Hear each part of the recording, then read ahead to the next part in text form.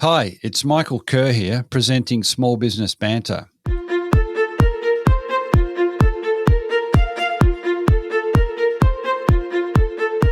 A healthy micro and small business sector means a successful economy and a more vibrant society.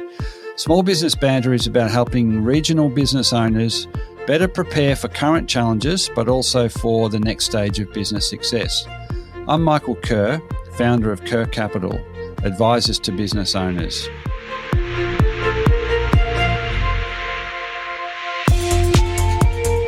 Each week, I interview a fellow small business owner or an expert, and they share their stories, their lived experiences, the wins and the losses, and their best advice to help you, the listener, get the most you can from your own business. Small Business Banter is brought to you from the studios of 104.7 Gippsland FM and is heard across Australia on the Community Radio Network. And thanks also to Kerr Capital, supporters of the show.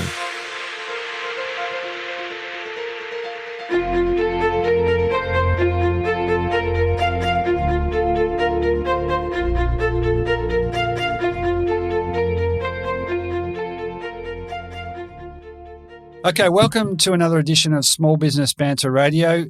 Really excited to have Harry Kras in talking with us today. Firstly, welcome, Harry. Nice to see you. Harry, I'll just give a quick bio. What we're going to be chatting about today is family businesses, and Harry is an expert in all matters family business. Self-described ordinary guy who has a passion for working with families, and he's done that for well over 30 years. Started out as an accountant and developed into a specialist with family businesses. So do you just want to pad that out a little bit, Harry, just to put the listeners into the frame about your experience and expertise? Certainly, Michael. I refer to myself these days as a reformed accountant. Calling yourself an accountant sets up all sorts of. It's not really the most exciting way to introduce yourself, but I enjoyed my life as an accountant. We had a chartered accounting practice, public practice for 30 years. Most of our clients were small and family businesses. They were great at what they did, or most of them were good at what they did. They were good technical operators, but lacked the financial muscle, and we tended to provide that. In the course of that work, I found that as an accountant, I was helping them perhaps plan forward in terms of their financials, but predominantly looking backwards at what had happened. And when they would ask me, well, what do I do next? You pointed this out to me. Where do I go from here? I was at a loss. But, I used to use the excuse that, hey, I'm just an accountant. You're the guy who's supposed to be the businessman. So I started looking for ways of educating myself in the consulting side so I could help my clients on that front. And in the course of that, I came across an organisation that was just starting up at that time called Mindshop, which has now become an international consulting group. And even after close to 25 or more years, I'm still a member. Great people, great ideas, predominantly work around business tools and processes. Yeah, that helps sort of structure your consulting work with your family business. Absolutely. Business. And the concept was I'm there to help people help themselves. I'm a facilitator. I don't call myself an expert in anything, but having worked for the past 20-odd years with family businesses, in fact, you've got me thinking it's now close to 25 years in the family business field, I've seen a whole lot and learned a whole lot. And we're going to distill some of the best bits of that over the next 25 minutes. Right now, your business, if you like, is it's all contained in a website called the Family Business Resource Centre, which we'll talk a little bit more about later. But having reviewed that in detail, there's a lot, there's a wealth of information there specific to family business operators and owners. So let's kick it off with you. You had this moment where you realised you're getting excellent insights to the way businesses operate as an accountant, but you saw that particularly the family businesses needed more or different skills. So was that the genesis of you going, there's something in this, they're different, they need help? I suppose my starting point was doing that technical work of being an accountant. We had a client, and I still remember them well, who was quite a large business, and we helped them undertake an estate planning exercise. We got great solicitors involved. We thought we kind of knew what we were doing, came up with a plan. Because of the complexity of their situation, it was a complex plan, but it took me ages to get them to sign off on it. And after a little while, I was getting frustrated and thinking, well, hang on, you've got the best possible advice.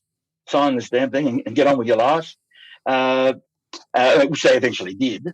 But I spent the next 12 or 18 months wondering what was the blocker? What stopped it from happening? And the realization I eventually came to was the technical advice is great, but there's a whole heap of stuff going on below the surface.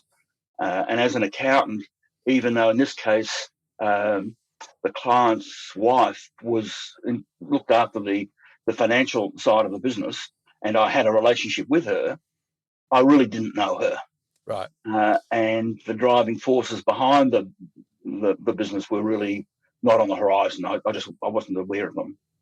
Yeah, I think it's a really common thing that professional technical advisors can give the world's best advice, but it's just not heard or received, and it's so you realise there's more to it, and is that because family businesses have a different outlook on things? What goes, like, firstly, what defines a family business, and what goes on behind the scenes that you were able to see that kind of disrupted or made it difficult to take advice and move the definition of family business is probably really technical ones, but the one I use is quite simple. It's where you've got more than one, perhaps generally more than two or three family members who are working together in a business, or they own it together, or jointly own assets.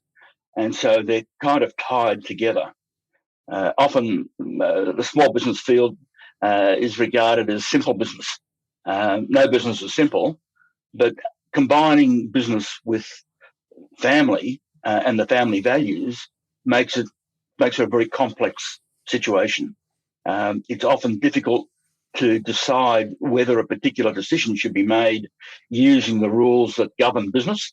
For example, in employment, commercial business with no family interests involved would look to employ the best possible person for the job. In a family, there are other priorities. It might be finding something for my son or my daughter to do, give them a head start. Which could be okay, but I'm guessing you're saying that's not always the best way to if the objective is to grow and sustain the business, maybe that's not always the best route to take. Look, it is. It can be okay, but there are traps, and I'd never go. Each family is unique, and each family has its own way of doing things. I don't see my job as telling them how they should be going about doing things, but pointing out some of the traps, some of the ways they can be done better, and then helping them make a decision with more information at their fingertips. And no doubt being able to bring to them experiences working with other family businesses that Yep. I think sometimes that kind of, if you want to call that advice or experience, it maybe it's better received because it's from somebody like us.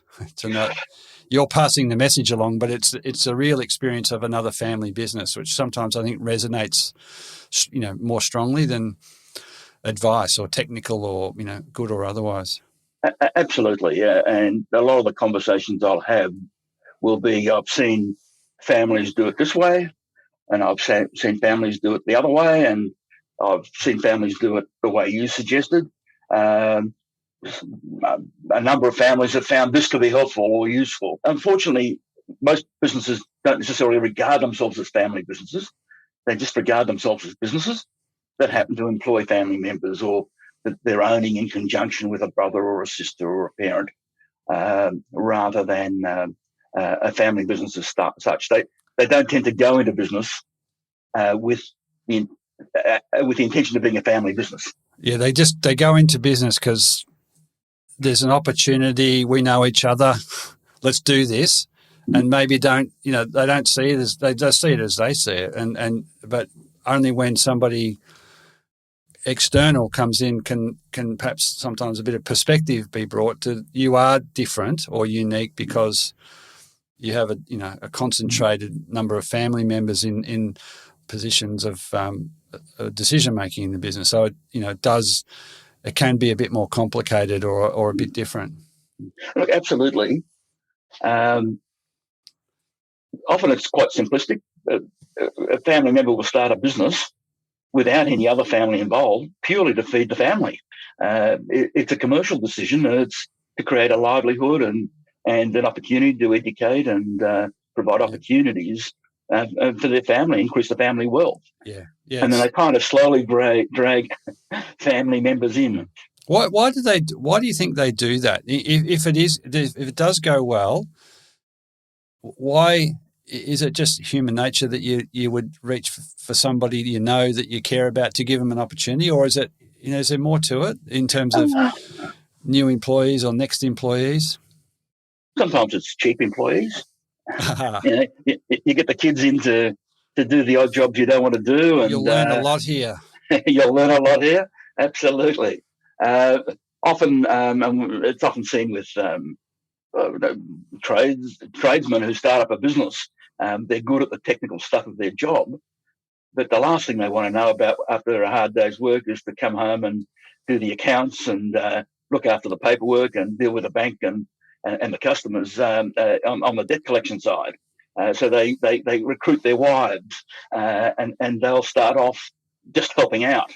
As the business grows, I've seen some incredible people, often the wives, women, who've started off with no accounting knowledge at all, but have become amazing accountants and indispensable with all sorts of complexity.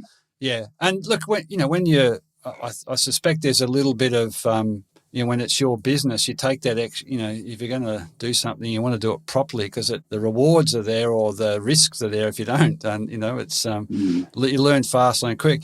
When we talk about family business, can you just describe a little bit about there's a lot of them in Australia. How do they range in terms of size, and how many are there? Well, the figures that are quoted are that 70% of businesses in Australia are family-owned and managed businesses. So it's incredibly significant and by far Absolutely, an enormous employer and creator of jobs, wealth within the country. And that's common with most Western economies. And you got to think of countries like India and a lot of the Asian countries, very strong family business ownership. It is you'd say it's global. Maybe it's natural that businesses form around those family ties, family relationships. Well, there's a level of trust there. When a business reaches a certain point, there's a need to then professionalise and bring in other skills, and the strengths that families bring to the business are often one, trust. There are people I know I can trust a particular way of doing things, and everybody kind of understands that, but also more of a long-term perspective. Right. So commercial organisations are often driven by a CEO or a management team who are driven by financial reward. Short term. Yeah. So we might come back to there's some of the advantages. I might come back to the disadvantages very shortly. But on today's edition of Small Business Banter, we're talking with Harry Kras from the Small Business Family Resource Centre. So you said just prior to that there's a couple of natural advantages.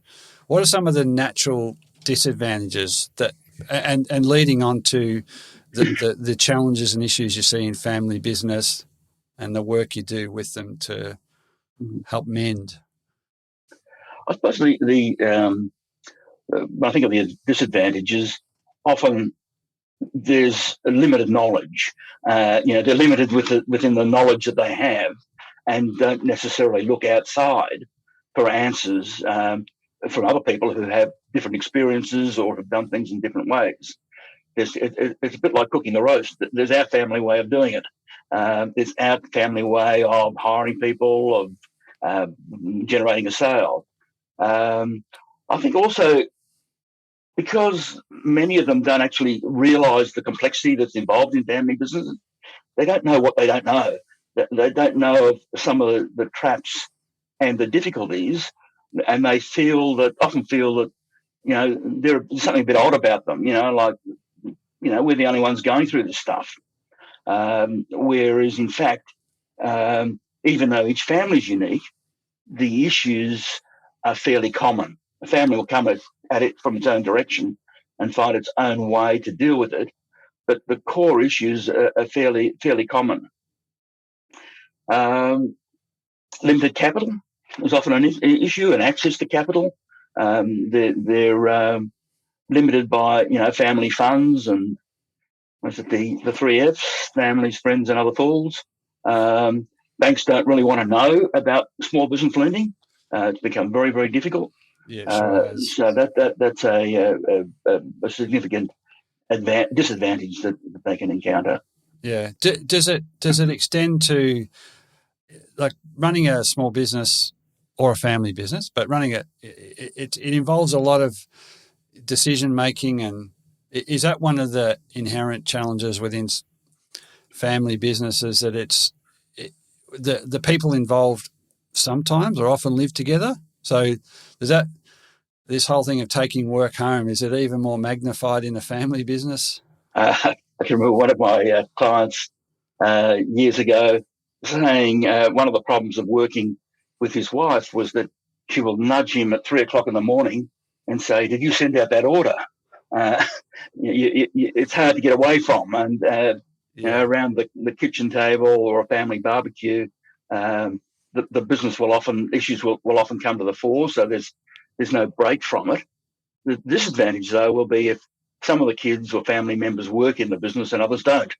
It can end up in separation and people feeling as if they're left out. Yeah, I mean, you talked about trust being one of the advantages, but I could imagine that one of the downsides is that those, family relationships that become business relationships could really quickly sour the personal stuff. Is that there are personalities involved. Right. I'm not. I don't profess to be a counsellor or a psychologist or have any skills or knowledge in that area, so I leave that to others.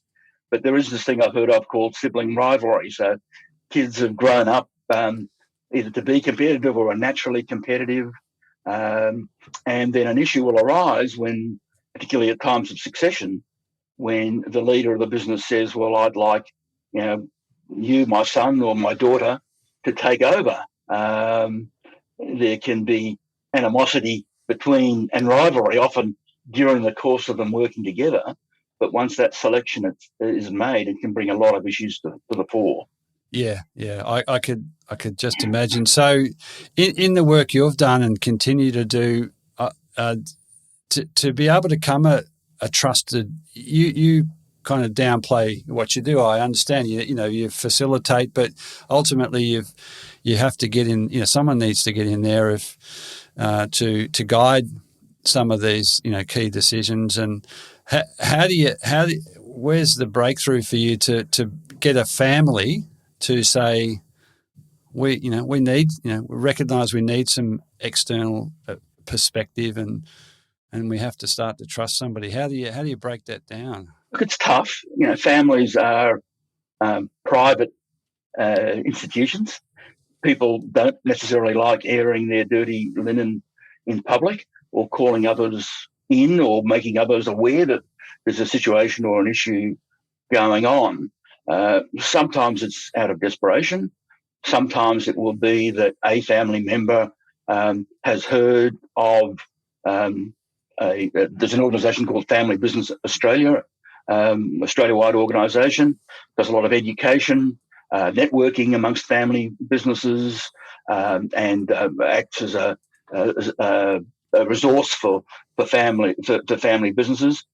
They have fantastic events and conferences, as distinct from industry events, where people are amongst competitors and suppliers and customers. Here, it's non-competitive. People will openly come up and talk about their issues. Right. And that's it's such a safety valve. I mean, I encourage all business owners of all sizes and shapes to take in some external perspective, from time to time, and to be able to discuss those really thorny, tricky issues. And if it is in the commercial world, find some people that aren't competitors of you, but share those absolutely those worries, and there's a lot of value in that. In terms of your counselling, advising, mentoring, guiding family businesses, what are the sort of the main things you talked about Family Business Australia. So what are the top 2 or 3 things you would ask family members to start to focus on to undo some of the problems that may be happening in the business and to go forward positively? The start of the process is actually I'll sit down and meet with all family members, and I'll try and establish rapport and a trusting relationship with them. But I'll be asking them questions such as, what do you want to do? Where do you see your life heading? What do you see the barriers are? What do you see as roles for various family members? But most importantly, what troubles you? What are the things that annoy the hell out of you? And that you're wary of speaking to other family members about. I call it discussing the undiscussables. So it's about creating a safe environment where they can raise these issues, right. And in the first instance, just get them on the table. And often they won't be, they'll be wary about raising them, not because sometimes they're scared or they're immature or uncomfortable and don't know how to broach the subject of succession with a parent or an issue they're having with a sibling in a family forum. Sometimes they just don't want to start World War III.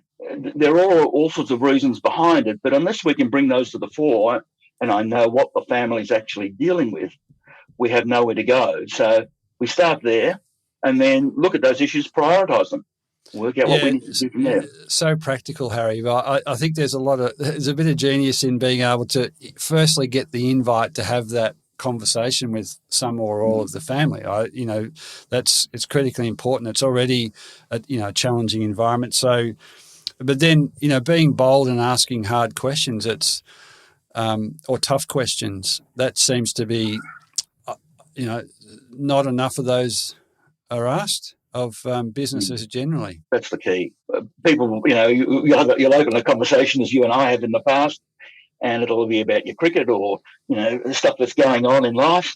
But the really tough topics, how do you raise that topic? I'm really worried that my brother, it doesn't seem to be working very hard. He seems to be, he's gone through his third wife and dissipating a lot of energy. Here am I, coming in at the crack of dawn, and I'm here till about midnight, working away for the business, but we actually get paid the same.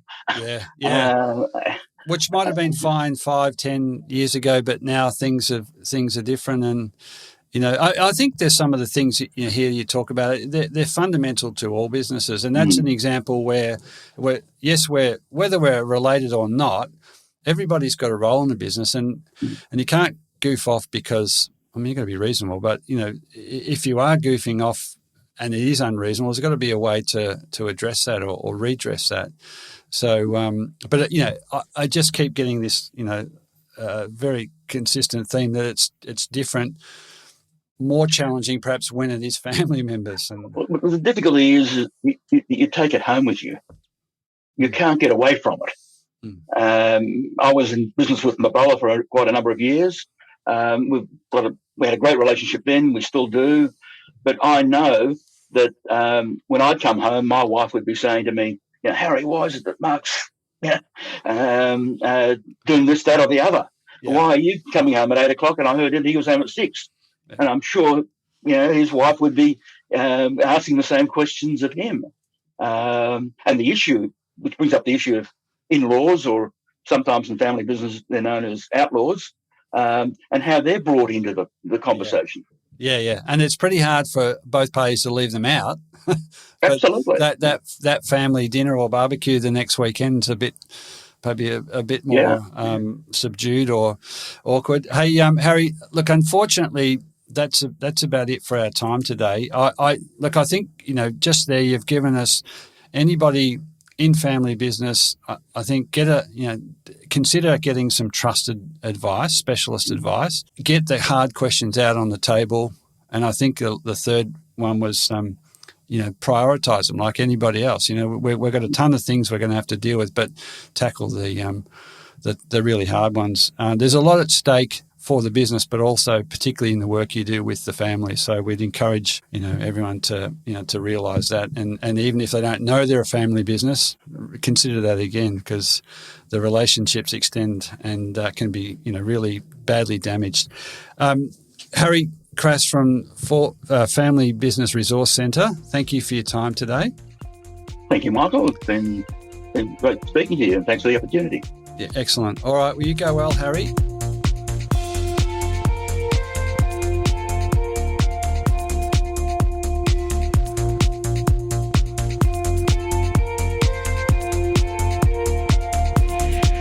So that is all for today's episode of Small Business Banter. I continue to be inspired, bringing you small business experts and other small business owners and hearing their stories. If you want to listen to any past episode, jump onto your podcast platform of choice and search Small Business Banter. There you will find a diverse and fascinating collection of small business owners and experts openly discussing and sharing their experiences. For any of the links, resources or information we've talked about on the show today, or to contact me, please head over to smallbusinessbanter.com, or you can find us on Facebook and Instagram. And it would be great to have you tune in the same time next week for another episode of Small Business Banter.